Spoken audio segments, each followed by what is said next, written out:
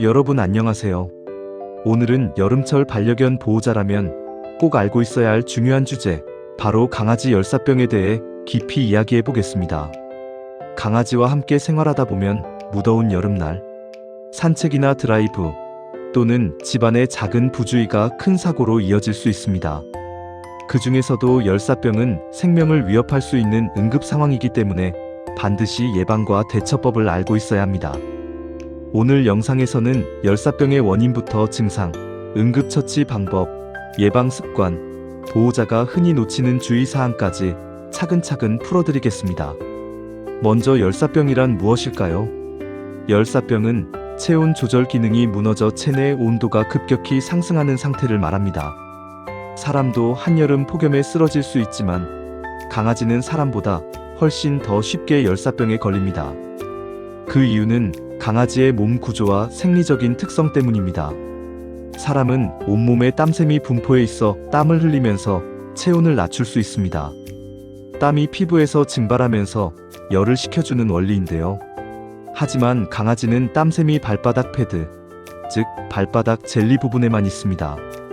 면적이 아주 작기 때문에 땀을 흘려 체온을 식히는 능력은 극히 제한적입니다. 그래서 강아지는 대부분 헐떡이며 입을 크게 벌려 빠르게 호흡하는 방식으로 열을 빼내야 합니다. 우리가 여름에 개가 혀를 길게 내밀고 숨을 헐떡이는 모습을 흔히 보는 이유가 바로 체온 조절 때문입니다. 하지만 이 방식에도 분명한 한계가 존재합니다. 기온이 높아지고 습도까지 올라가는 상황에서는 강아지가 아무리 숨을 헐떡이며 열을 빼내려 해도 효과가 거의 없어집니다. 우리가 더운 여름날 시원한 바람이 불 때는 땀이나 호흡으로도 금방 시원해지는 느낌을 받지만 습도가 높은 날에는 땀도 잘 마르지 않고 공기도 답답하게 느껴지는 경험을 하곤 하죠. 강아지에게는 이 현상이 훨씬 더 치명적입니다. 특히 습도가 높으면 공기 중에 이미 수분이 가득 차 있기 때문에 강아지가 호흡으로 내보낸 수분이 증발하지 못합니다. 쉽게 말해 체온을 낮출 출구가 막혀버린 셈입니다. 이때 몸속에서 발생한 열은 빠져나가지 못하고 점점 쌓이게 됩니다. 차 안이나 환기가 되지 않는 실내 같은 공간이라면 이 현상은 더 빠르게 진행됩니다. 결국 강아지의 체온은 걷잡을 수 없이 오르게 되고 정상 범위를 넘어선 순간부터는 장기와 뇌에 부담을 주기 시작합니다. 강아지가 체온을 낮추려고 계속 헐떡이는 모습은 마치 물이 끓어오르는 주전자가 김을 내뿜는 것과 비슷합니다. 어느 정도는 효과가 있지만 불이 꺼지지 않는 한물은 계속 끓어 넘치게 되죠. 강아지에게도 마찬가지로 외부 온도가 높고 습도가 높으면 체온을 내려줄 수 있는 환경 자체가 주어지지 않는 것입니다. 그래서 보호자가 헐떡이고 있으니 스스로 열을 빼고 있겠지라고 생각하며 방심하는 사이 체온은 계속 올라가 결국 열사병으로 이어지게 되는 것이죠. 또한 체온이 높아진 상태가 오래 지속되면 강아지는 몸속 수분을 급격히 잃게 됩니다. 호흡으로 수분을 내보내고 탈수 현상이 겹치면서 혈액순환도 원활하지 않게 됩니다. 혈액이 끈적해지고 장기에 산소와 영양분이 제대로 공급되지 않으면서 신체 기능이 무너지는 악순환이 일어나게 됩니다. 이런 상태에서 조금만 더 방치되면 단순한 더위가 아니라 생명을 위협하는 응급 상황이 되는 것입니다. 특히 보호자가 놓치기 쉬운 부분은 짧은 시간 안에도 열사병이 올 수 있다는 점입니다. 예를 들어 통풍이 안 되는 차 안에서는 단 몇 분 만에 온도가 급상승합니다. 사람이 느끼는 덥다, 괜찮다의 기준보다 훨씬 빨리 강아지는 체온 조절 능력을 잃고 맙니다. 따라서 열사병은 오랜 시간 방치했을 때만 생기는 것이 아니라 짧은 순간에도 찾아올 수 있다는 사실을 꼭 기억해야 합니다. 강아지의 정상 체온은 보통 섭씨 38도에서 39도 정도입니다. 그런데 열사병에 걸리면 체온이 41도 이상으로 치솟기도 합니다. 체온이 이 정도로 올라가면 몸속 단백질이 변성되고 장기 기능이 손상되며 뇌까지 영향을 받아 생명이 위험해질 수 있습니다.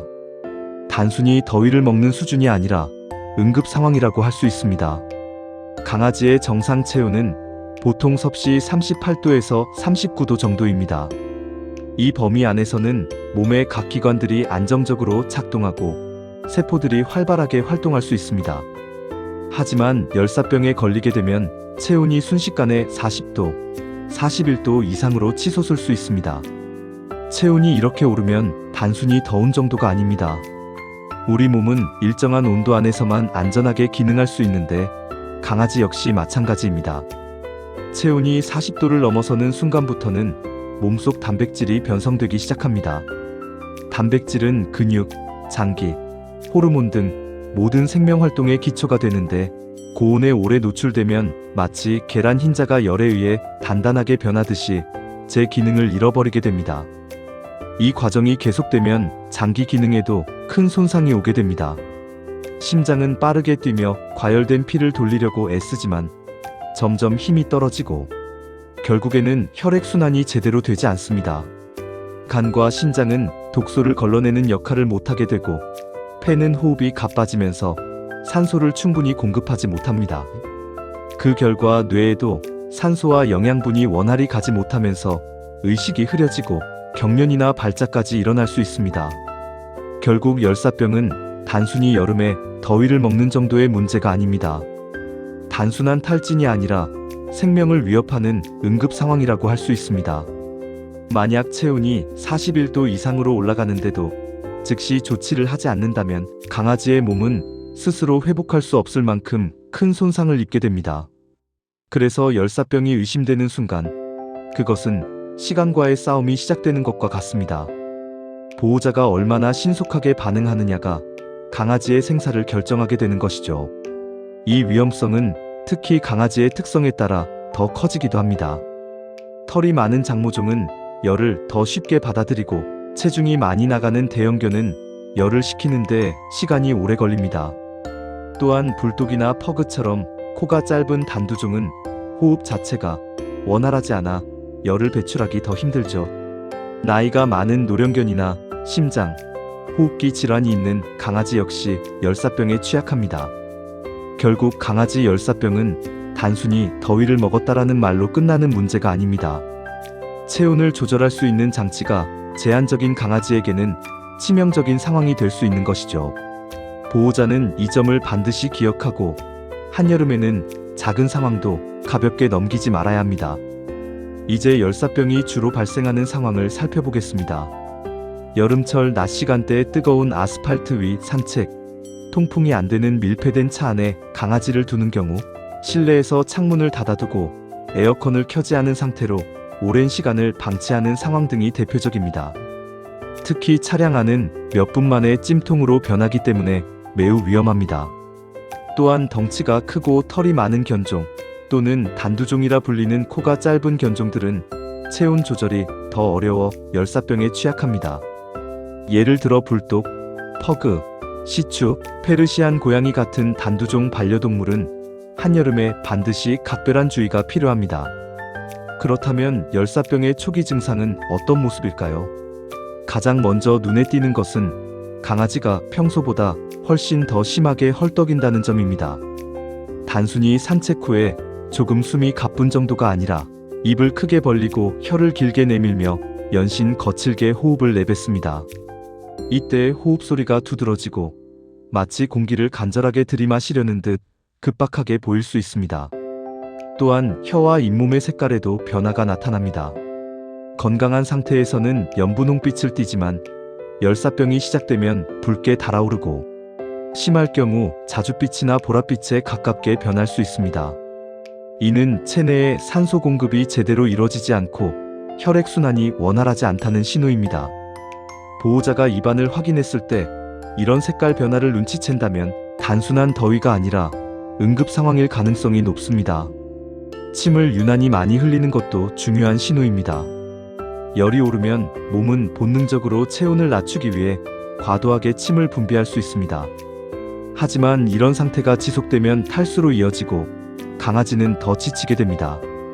경우에 따라 구토나 설사를 동반하기도 하는데 이는 체내의 장기들이 정상적으로 작동하지 못하고 있다는 경고입니다. 걸음걸이에도 뚜렷한 이상이 나타납니다. 처음에는 조금 힘들어 보이다가 점점 비틀거리며 휘청거리기도 합니다. 균형 감각을 잃고 벽에 기대려 하거나 주저앉는 경우도 있습니다. 이런 모습은 뇌가 정상적인 기능을 하지 못하고 있다는 신호로 열사병이 빠르게 진행되고 있다는 뜻입니다. 더 심각해지면 의식이 흐려집니다.